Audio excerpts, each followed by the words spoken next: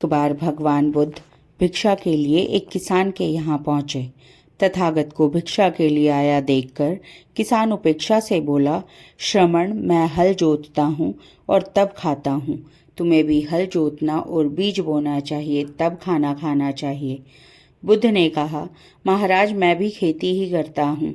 इस पर किसान को जिज्ञासा हुई और वह बोला, मैं ना तो तुम्हारे पास हल देखता हूँ, ना बैल और ना ही खेती का स्थल, तब आप कैसे कह सकते हैं कि आप भी खेती करते हो? कृपया अपनी खेती के संबंध में बताइए।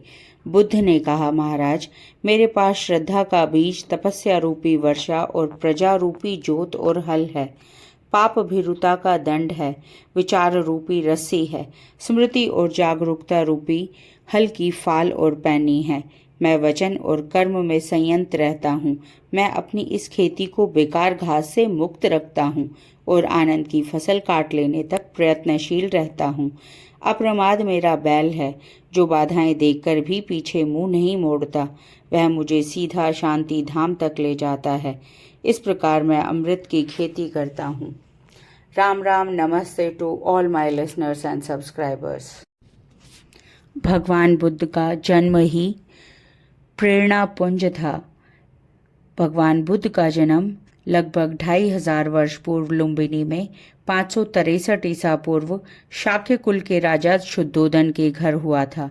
उनकी मां का नाम महामाया था, जो कोलीय वंश से थी। एक बार महारानी महामाया को स्वप्न आया, जिसमें उन्होंने देखा कि वो एक कमल के फूलों के तालाब में स्नान कर रही हैं। हंसों के जोड़े वहाँ पर तैर रहे हैं और तभी एक श्वेत हाथी सामने से प्रकट होकर उनके गर्भ में समा जाता है।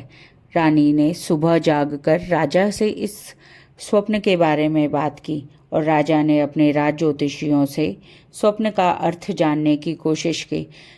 उनके 4 राज ज्योतिषियों में से 3 ने कहा कि महाराज, आपको अवश्य ही एक योग्य युवराज की प्राप्ति होने वाली है।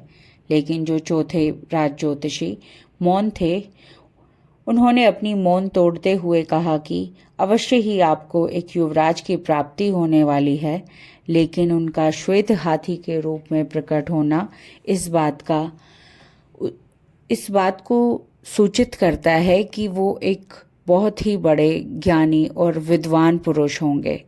वो राजकाज से मोहित न रहकर विश्व में अपना ज्ञान का प्रसारण करेंगे। और ऐसा हुआ भी। कुछ समय बीता। महारानी महामाया ने सिद्धार्थ गौतम को जन्म दिया, लेकिन जन्म के 7 दिन बाद ही उनका निधन हो गया। सिद्धार्थ का पालन पोषण महारानी की छोटी सगी बहन प्रजापति गौतमी ने किया। 29 वर्ष की आयु में सिद्धार्थ विवाह उपरांत एकमात्र प्रथम नवजात शिशु राहुल और धर्मपत्नी यशोधरा को त्याग कर संसार को जरा मरण दुखों से मुक्ति दिलाने के मार्ग एवं सत्य दिव्य ज्ञान की खोज में रात्रि में राजपाट का मोह त्याग कर वन की ओर चले गए। वर्षों की कठोर साधना के पश्चात बोध गया में बोधि वृक्ष के नीचे उन्हें ज्ञान की प्राप्ति हुई और वे सिद्धार्थ गौतम से भगवान बुद्ध बन गए।